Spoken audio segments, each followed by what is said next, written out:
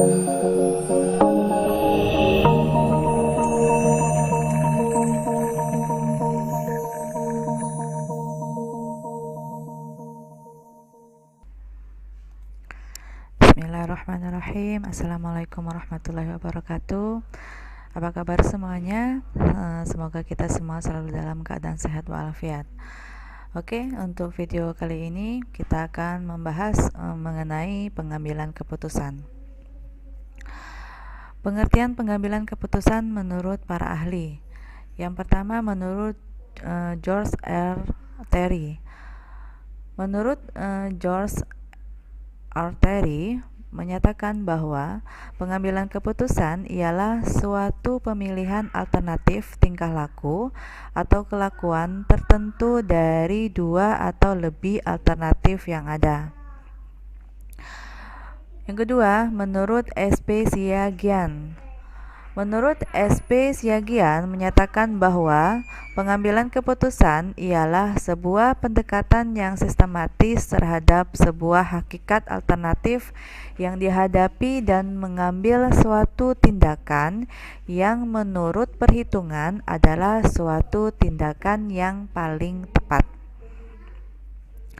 Yang ketiga, menurut James A. F. Stoner, pengambilan keputusan ialah suatu proses yang digunakan untuk memilih suatu tindakan yang sebagai cara pemecahan masalah. Sedangkan menurut Kuswardini tahun 2006, pengambilan keputusan ialah seorang individu yang tidak merasa puas dengan sebuah situasi yang ada atau dengan prospek situasi yang mendatang, dan yang memiliki otoritas untuk berinisiatif dalam mengambil langkah untuk menanggulangi suatu keadaan tersebut. Nah, itu pengertian pengambilan keputusan menurut para ahli. Selanjutnya kita masuk ke materi macam-macam pengambil keputusan. Yang pertama ada keputusan auto-generate. Pada keputusan auto-generate ini, keputusannya diambil dengan cepat dan kurang mempertimbangkan data, informasi, fakta, dan pada lapangan keputusannya. Yang kedua, keputusan indus. Keputusan indus ini diambil dengan berdasarkan scientific management atau manajemen ilmiah, yang sehingga keputusan itu logis, ideal, rasional untuk dilaksanakan, dan risikonya relatif kecil dalam proses pengambilan keputusan lebih lambat. Tujuan pengambilan keputusan. Tujuannya pertama bersifat tunggal, yaitu terjadi apabila dalam keputusan yang dihasilkan hanya menyangkut satu masalah, yang artinya bahwa sekali diputuskan tidak ada kaitannya dengan masalah lain. Jadi hanya menyangkut masalah tersebut saja. Yang kedua, tujuannya bersifat ganda. Artinya terjadi jika keputusan yang dihasilkan itu menyangkut lebih dari satu masalah, yang artinya keputusan yang diambil itu sekaligus memecahkan dua atau lebih masalah yang sifatnya kontradiktif atau yang sifatnya tidak kontradiktif. Jadi masalah yang satu berhubungan dengan masalah yang lain. Selanjutnya, langkah-langkah analisis masalah.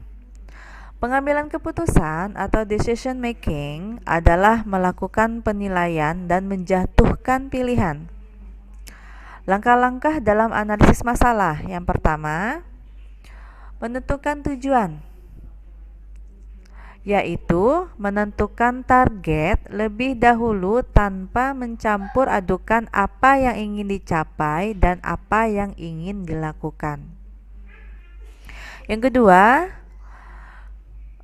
langkah mengumpulkan fakta, yaitu dengan mempelajari catatan-catatan yang relevan, peraturan dan kebiasaan yang berlaku, membicarakan dengan orang yang bersangkutan untuk mengetahui pendapatnya. Langkah yang ketiga yaitu mempertimbangkan fakta dan tentukan tindak lanjut yang harus diambil dengan menghubungkan fakta yang satu dengan yang lain. Yang keempat, mengambil tindakan dengan mempertimbangkan siapa pengambil keputusannya, siapa yang diberi informasi, dan menentukan waktu melaksanakan tindakan. Dan langkah yang kelima yaitu periksa hasil pelaksanaannya untuk mengetahui apakah tujuan tercapai dan pelajari perubahan sikap dan hubungan antar satu pihak dan pihak lainnya. Materi selanjutnya yaitu proses pengambilan keputusan. Ada 5 proses atau 5 tahap yang akan ditempuh. Yang pertama, merumuskan problem yang dihadapi atau masalah yang dihadapi. Rumuskan masalah-masalahnya. Terus yang kedua, menganalisa problem. Jadi setelah dirumuskan, dianalisa masalah-masalah yang dihadapi. Yang ketiga, menetapkan sejumlah alternatif. Jadi dari masalah-masalah tersebut, tentukan alternatif-alternatifnya.